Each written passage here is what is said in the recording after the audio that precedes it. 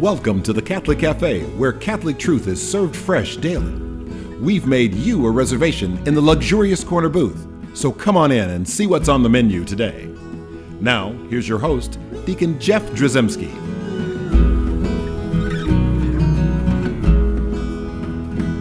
Greetings and welcome to the Catholic Cafe. I'm Deacon Jeff, sitting in the luxurious corner booth of the Catholic Cafe. We have successfully been through the holiday season, these beautiful holy season of, well, the seasons starting with Advent, moving into Christmas, and then wrapping up with the feast of the baptism of the Lord, and it's just been a beautiful, beautiful experience for me and my family. I hope you guys all who are listening had a great holiday season, and also we're happy that Tom Dorian has. You sound relieved. Venerable, yeah. You sound relieved today. No, I'm rested. You're rested. Okay, I'm rested. That's a good word. I am blessed to be to work at a place that gives us a lot of time at the holidays. Yes. Right. So a week before Christmas, and then up until early January, and so it's like. It's amazing what a little sleep does. I mean, it's just really, and not having to recharge your battery. Yeah, my batteries are recharged. That and Chex Mix. You put those things together. But then we got to start dieting here. Well, and plus, all of your Christmas sweaters are green, which means that you can ride them right into ordinary time. That's exactly right. Yes, it's exactly right. Put the purple away and get out the green. And so you just heard the voice of Ziggy Rodriguez. That's me. I'm so glad you're here. And we have Venerable Tom as always. Yes, sir. And Venerable Tom, you weren't here while we were interviewing Brother Dylan. I missed him. Yeah. Well, you got in brothers. here, and your microphone was like really short. He's not as tall as you. We'll just say it that way. That's okay. You know what? Some people are vertically challenged. Not everybody can be as good as Venerable Tom. Not everybody can be as venerable as Venerable Tom. Yeah, I hear you. There probably are some that are, but we're not going to go there. That's a whole other show. So what are we going to talk about today? One of the things that happens over in this period between Christmas and New Year's, every year typically is, or every other year, how often they do it, is the Fellowship of Catholic University Students has this big gathering called Seek. Yeah. Wise men still seek him. You've been to that, haven't you? I have been. I went in San Antonio, and it was fantastic. And I got to tell you, if anyone is ever thinking like, oh, there's just no hope in the church, just nobody is looking bad, and everybody's all these old people, and I've fallen into that trap sometimes, thinking like, what in the world is going on with our church? And it just doesn't seem like it's got any vim and vigor, no future. You can feel that way, right? You can get really weighed down. I think Satan's at work there, some just making us feel that way. But when I went to Seek, I was blown away by a bunch of college-age people gathered, and we're talking about over 10,000. And when you have over 10,000 people, I don't know if it's the same numbers now. It's actually this year it got as high as 24,000. Okay, so because I was at Adoration one night, with like about 12,000 of my closest friends. I mean, it was just incredible. And you cannot come away from that. I mean, I actually got very teary a couple of times just in adoration. And it's like I'm sitting there thinking like, silly me thinking that there's no hope. And for some reason, there's all these younger people here. And it just made me think like, in fact, I remember recording an episode of our show after we got back and thinking hey, if you're ever worried that there's a future that you're the last one, you're the last Catholic on the earth, right? That's the way you can feel by yourself, and you feel like, well, I guess I'm the only one going to Mass, and I'm the only one that believes this, and I'm the only one that feels this way. And the reality is, if you start to feel that way, go to Seek. Oh yeah, and I tell you this also, and I was blessed to go to the Seek conference this year. This is the long lead in to say you were just there. And I've been there a couple of times in the past, where I went to an SLS in the past and a Seek in the past. But SLS is another conference that Focus used to do. And one thing I'll say before I talk about this Seek, the closest thing I've ever seen in my life, you're talking about the enthusiasm of the youth for our faith. The closest thing I've ever seen in my life to those old videos that we used to see of teenagers chasing after the Beatles, in the 1960s when the Beatles first came. Did the with Beatles British show invasion. up at Seek?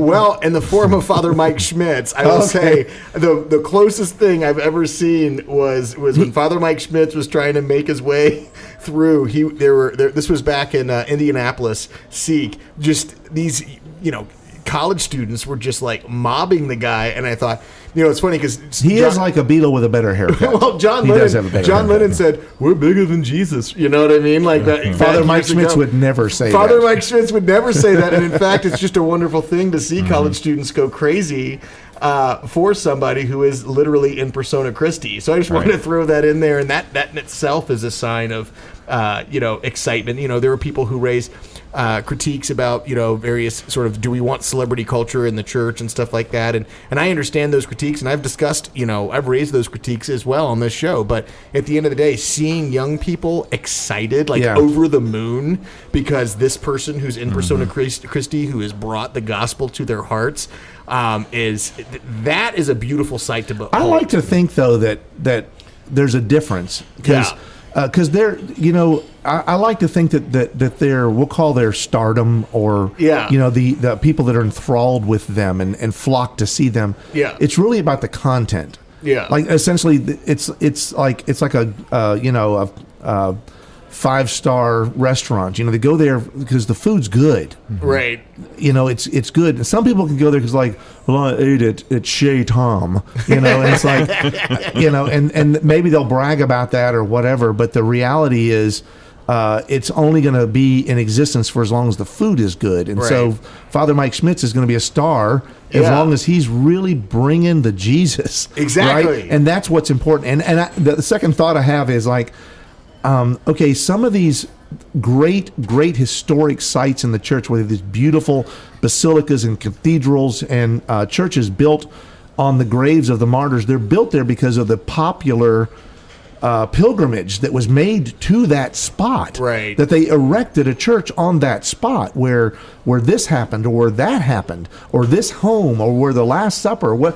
All these churches are there, in these places, because of what took place there. Yeah. Which you could say is that's like star stuff. I want to go there where the thing happened. Right. Right. And I would imagine people flock to see St. Paul. Oh, sure. Or hear St. Peter. Right. Right. And one of our saints is Golden Tongue. It's a name. So it's like people were drawn to this, but again, I like to think they were popular, maybe the wrong word, right? But they were well listened to and heard because of the content. And one thing I can also say about the Seek conference and about Focus in general, it might have been that some of the students signed up to attend Seek, because they had stars in their eyes related to, I want to see this or that celebrity, et cetera, et cetera. But it could have been going for the wrong reason. Yeah, but but here's the thing. But Focus is such a great organization, and Seek is such a great conference, that whatever reason those people showed up, they were brought to Christ during the course of that during the course of that conference, and whatever sort of affection they might have had for this or that speaker during the course of this, for anything other than our Lord, I guarantee you that the thing that left a mark upon their soul was our Lord. The 5-star content. Yeah, exactly. Literally the spiritual food that they're receiving. And you know what? That sentiment about what you're saying is so true. And I've used that particular line, but a little differently, by inserting the letters RCIA in it over the years. Yeah. Because there are a lot of people that are basically, raise your hand if you're getting ready to get married to a Catholic. Yeah. And that's why you're here. Mm-hmm. And their hands go up. Because there's there's a draw for people sometimes. And Tom, you said for the wrong reasons. And you're right. Mm-hmm. Sometimes it's that's not the reason you want to become Catholic. It's just because your spouse is Catholic. Right. But I see it, and the way I explain to them is I think the Lord uses these opportunities, and you are going to have things revealed to you that are going to be transformative. Yes. And 9 times out of 10, it is. And that convert spouse might end up being the one who becomes the stronghold of the faith in the family. 100%. There's 100%, because I've seen a lot of times where the one who is the Catholic, I have to kind of convince them, well, you need to go too. Right. You don't just need to drop them off and you go shopping or doing whatever.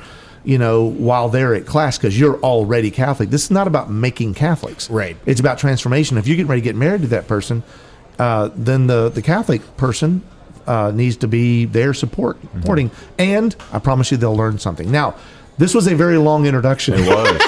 And maybe we don't have time to talk about what we were thinking about talking about. But while you were at Seek, there was a particular talk. You probably had lots of talks that you went to and lots of things that inspired you, but there was one particular you'd mentioned that's like we should talk about. Yeah, Rachel Kalaki from Magdala Ministries.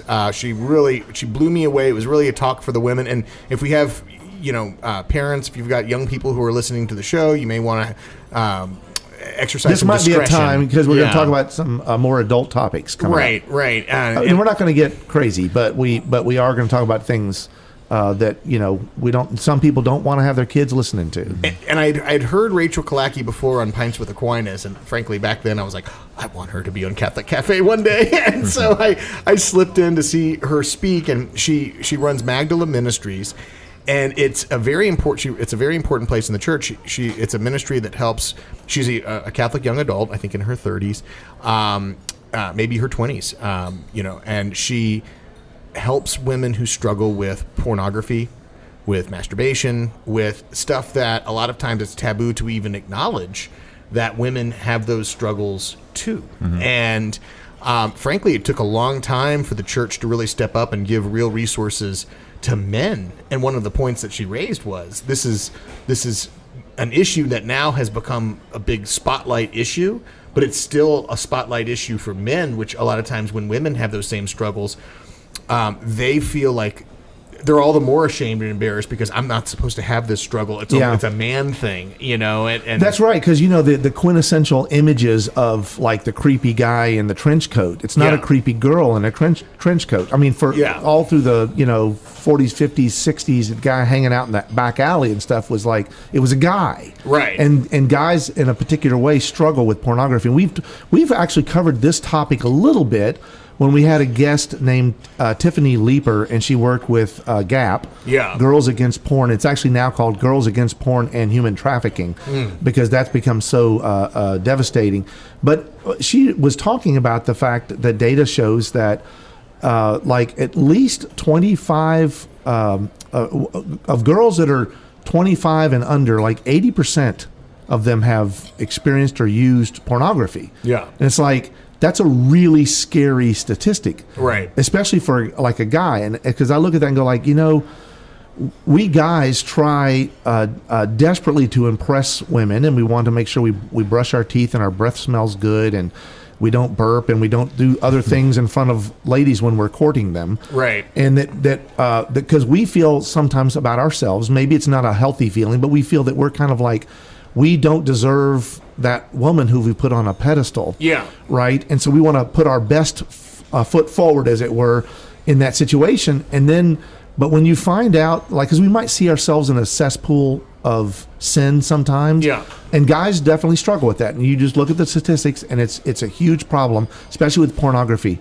And the thing is, like, when you hear those numbers, like that 80% of young ladies under 25 are experiencing or using on a regular basis, or it's like, okay, so now the problem is, like, if the women come down into the cesspool with us, who's going to lift us up? Yeah. Right, and that's from a guy's perspective. That's scary. You may think that's a chauvinistic or whatever point of view, but to me, it's like I look to the image of purity in my wife.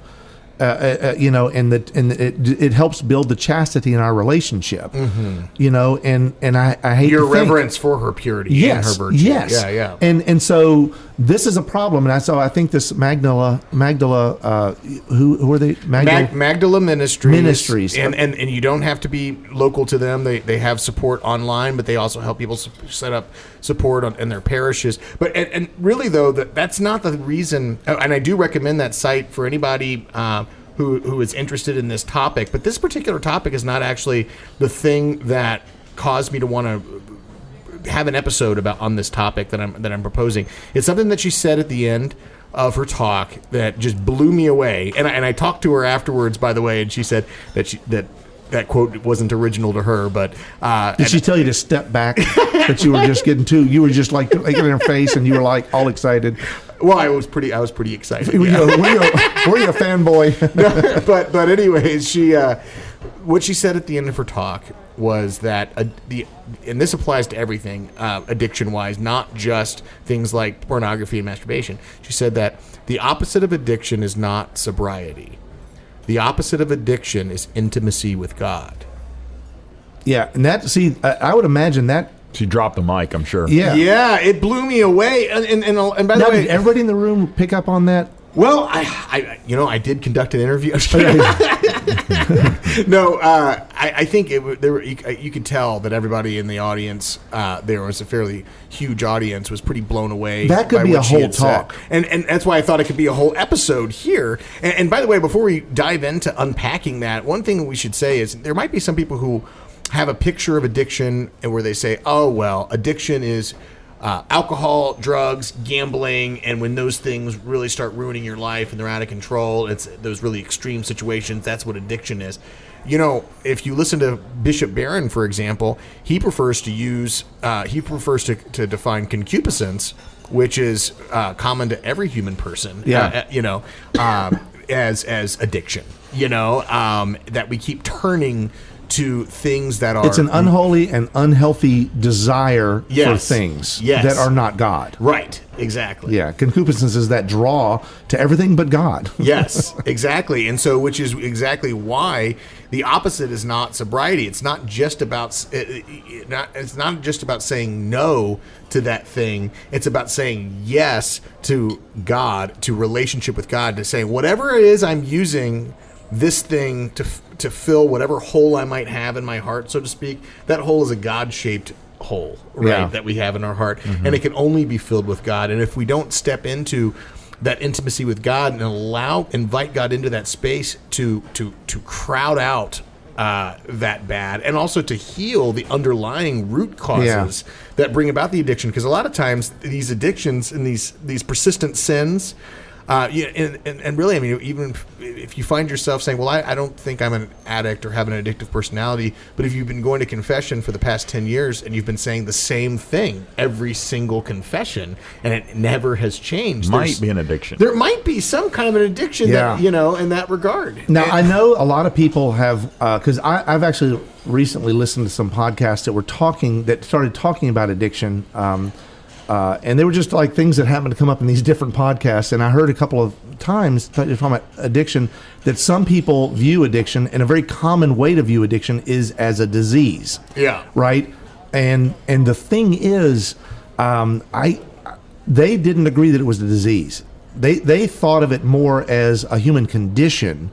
And it tied to the concupiscence, right? Right. And I'd always thought, like, well, you could call this a disease. Yeah. Right. The problem with, and again, I'm not an expert in all this stuff, but as I think about it, maybe that's dangerous that I'm thinking, but as I think about it, I think if you call it a disease, it's easier to start to go like, well, what's the cure?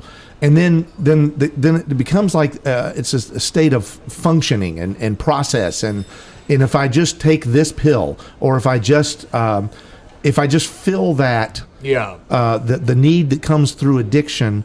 Like, in other words, if I can just get sober, if I can go cold turkey, right? And some people choose to stop smoking that way, or stop drinking that way, and there are things like that. And then some people see, like, if you're addicted to certain drugs, there are medications, and there's this drying out process, and there's these things that happen to your body, and all these things that are very physical. But it kind of like takes the psychological out of it, to some degree, or you can.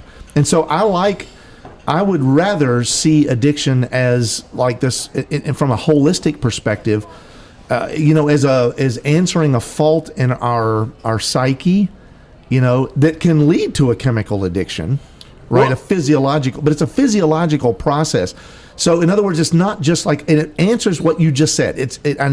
I may be going crazy here and saying all this stuff, but what you're saying is, like, Rachel was telling you, or saying to the people there, that the addiction, the answer to addiction is not sobriety. The opposite of addiction is not sobriety. that's not enough, because if you have, let's say, an addictive personality, if you're going to dry out on the alcohol, you have to deal with the addictive personality, because that addictive personality is going to want to seek out something else, right, to cling to that may be unhealthy, and then sometimes you cling to things that, like, well, I read the Bible 63 times last week, and you start going like, well, wait a second, that doesn't sound normal. The Bible's good, but wait, something else. Are you like addicted to the Bible? Is that possible?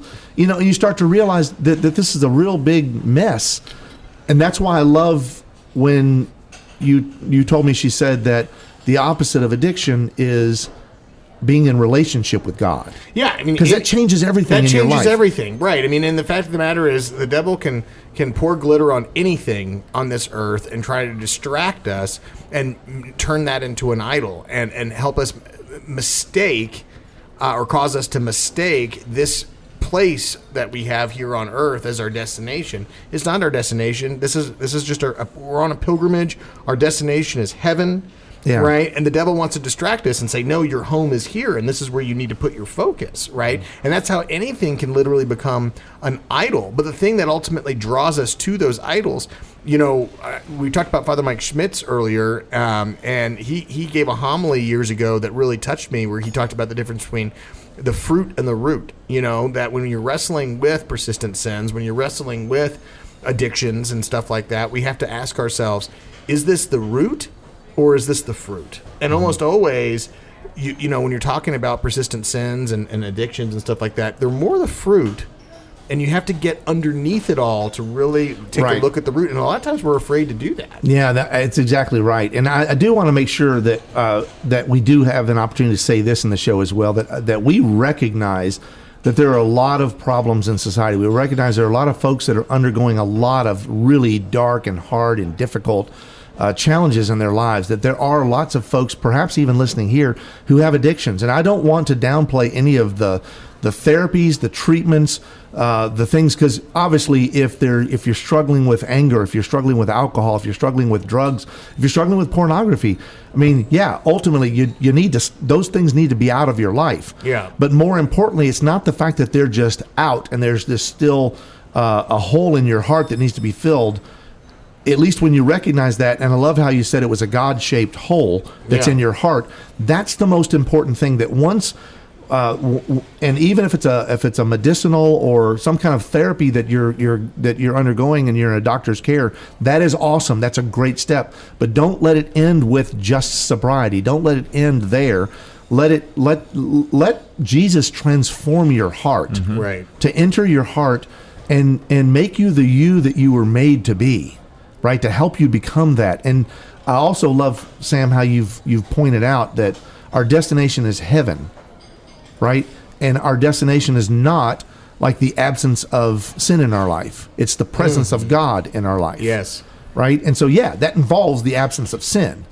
But that process to be absent of sin, the most important part about that is like, well, what's filling that place that's not just going to become another sin, another attachment. When we're saying no to sin, we're saying yes to a higher good. We're saying yes to the highest possible good. We're saying yes to God and the good things that He desires for us. He desires for us to be in right relationship with one another. He desires us to. The things of the earth are not bad.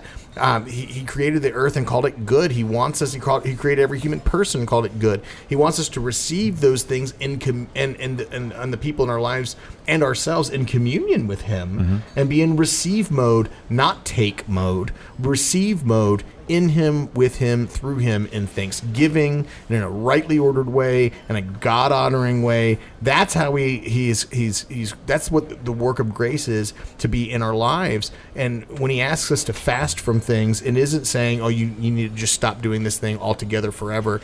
It's more, we need to moderate these things so that we can grow in virtue, and so that we can encounter one another, encounter the things of the world with virtue, and grow in virtue by and through our encounters with them.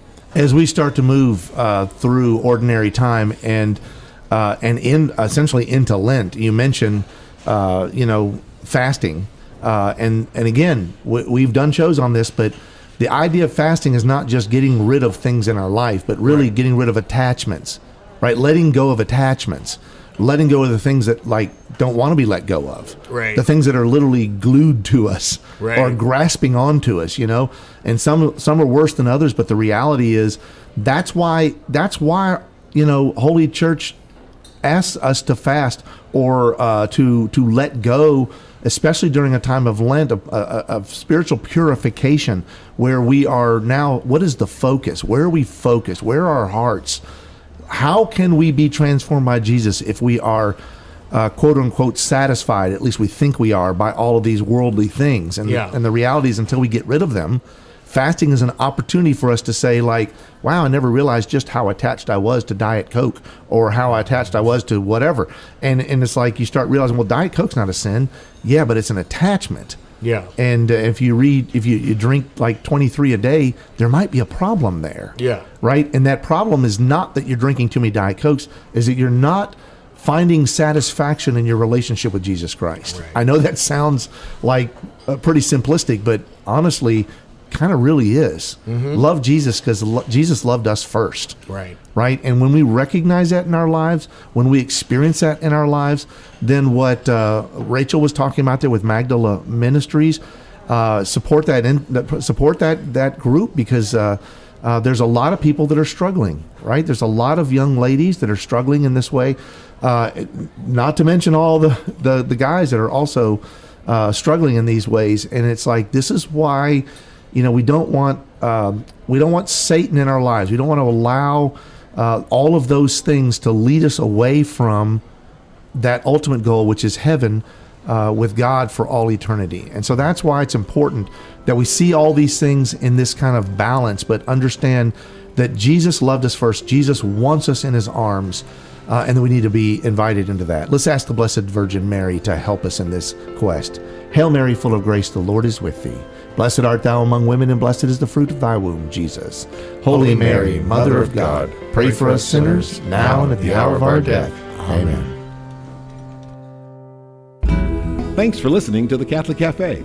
If you'd like to contact Deacon Jeff, send him an email at deaconjeff@thecatholiccafe.com. Visit us on the web at thecatholiccafe.com. You can also find us on iTunes or follow us on Facebook and Twitter. The Catholic Cafe is brought to you by the Order of Malta Federal Association. Join us again at the Catholic Cafe, serving up salvation one cup of coffee at a time.